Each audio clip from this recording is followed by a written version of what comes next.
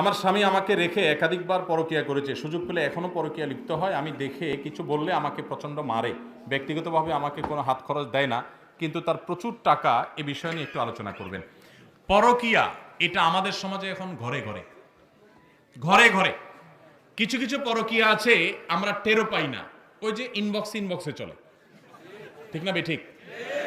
ফেসবুকে, ইমোতে, মেসেঞ্জারে, বিভিন্নভাবে, এবং ঘরে ঘরে অশান্তি। গতকালকে কোন একটা বেসরকারি টেলিভিশন চ্যানেলে রাসূল আকরাম সাল্লাল্লাহু আলাইহি সাল্লামের দাম্পত্য জীবন নিয়ে আলোচনা চলছিল। আমরা আলোচনা করতে করতে 4টা পর্ব রেকর্ড হয়ে গেছে, মানে 100 মিনিটের বেশি রেকর্ড হয়ে গেছে, কিন্তু কোনো কুল কিনারা করা যাচ্ছে না। পরে উপস্থাপক এর সাথে আলাপ হচ্ছিল, উনি বলছিলেন যে আমরা তো মনে করলাম এক পর্বে শেষ করা যাবে, কথা তো শেষ হচ্ছে না। নবী সাল্লাল্লাহু আলাইহি সাল্লামকে তার জীবনে কি আমরা যে চিত্রায়িত করি, আমরা মনে করি তিনি শুধু যুদ্ধ বিগ্রহ করেছেন, তিনি শুধুমাত্র জিহাদ করেছেন, রাষ্ট্র পরিচালনা করেছেন।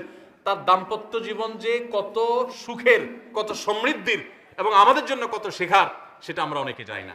তো নবী করিম সাল্লাল্লাহু আলাইহি সাল্লামের সে আদর্শ যদি আমাদের সমাজে আজ প্রচার করা যায়, সমাজে পরকীয়া বন্ধ হবে। কিন্তু আপনারা জানেন, ওই যে একটু আগে আমি আলোচনা করেছি, সংস্কৃতির নামে আমাদের দেশে এখন পরকীয়াকে আমদানি করা হচ্ছে। নাটক, সিনেমাতে রীতিমতো বিভিন্নভাবে পরকীয়াকে স্বাভাবিককরণের চেষ্টা করা হচ্ছে। মানে এটা কোনো দোষের বিষয় না। আজ থেকে 20, 30, 40 বছর আগে দেশে বিবাহ বহির্ভূত সম্পর্কের কথা কেউ মুখ দিয়ে বলার সাহসও করত। আর এখন জিএ, বিয়ে, এই কালচার এমন ভাবে এটাকে সহজ করে ফেলা হয়েছে যে এটা কোনো দোষের বিষয় না, একেবারে এটা ডালভাত করে ফেলা হয়েছে। ঠিক একইভাবে পরকীয়াকে স্বাভাবিকরণ করা হচ্ছে। এই জন্য ঘরে ঘরে অশান্তি। যতগুলো বিবাহ বিচ্ছেদের ঘটনা ঘটে, যতগুলো তালাক হয়, যতগুলো সংসার ভেঙে খান খান হয়, এর অর্ধেকের বেশি ঘটে এই পরকীয়ার কারণে। আল্লাহ তাআলা পরকীয়া থেকে আমাদেরকে বাঁচার তৌফিক দান করুন। যে সমস্ত মানুষ পরকীয়া লিপ্ত তারা জানে না ইসলামের সবচেয়ে ডেঞ্জারাস শাস্তি, সবচেয়ে ভয়াবহ শাস্তি, সবচেয়ে কঠিন দণ্ড ইসলাম রেখেছে কোথায়?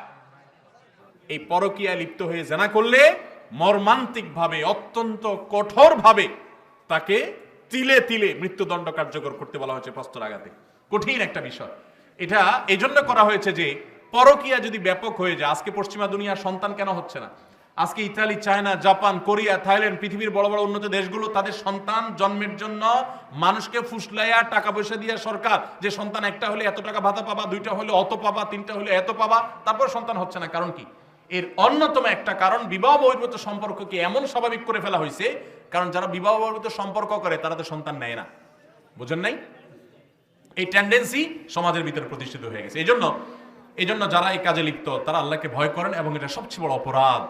নবী করিম সাল্লাল্লাহু আলাইহি সাল্লাম পরকীয়ার রোগে আসক্ত মানুষদের ট্রিটমেন্টের জন্য একটা কথা বলেছেন। এই একটা কথার বাস্তবতা উপলব্ধি করতে পারলে এই রোগটা সেরে যাওয়ার কথা। সেটা হলো যে নবী সাল্লাল্লাহু আলাইহি সাল্লাম বলেছেন, তোমার স্ত্রীকে আল্লাহ রাব্বুল আলামিন যে অবয়ব দিয়ে তৈরি করেছেন, তুমি তোমার ঘরের স্ত্রী রেখে অন্য স্ত্রীতে যে মস্তেছ বা তার প্রতি আসক্ত হচ্ছ, একই কথা মেয়েদের জন্য প্রযোজ্য।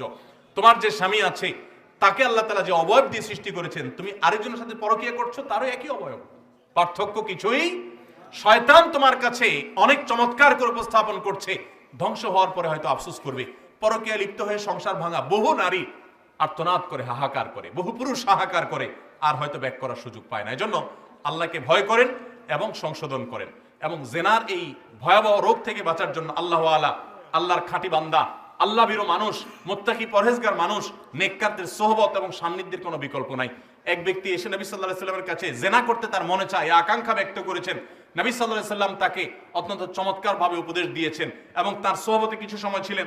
এরপরে সে বলেছে, আমার অন্তরে আকাঙ্ক্ষা বিলকুল নাই, শেষ হয়ে গেছে। এই জন্য ভাইরা, এই ব্যক্তিকে কোন আল্লাহওয়ালা, নেককার, আল্লাহর খাঁটি বান্দা, মুত্তাকি পরহেজগার মানুষদের সোহবতে, সান্নিধ্যে, মজলিসে বিশেষ করে পাঠাতে হবে। আশা করা যায় ইনশাআল্লাহ সে সংশোধিত হবে।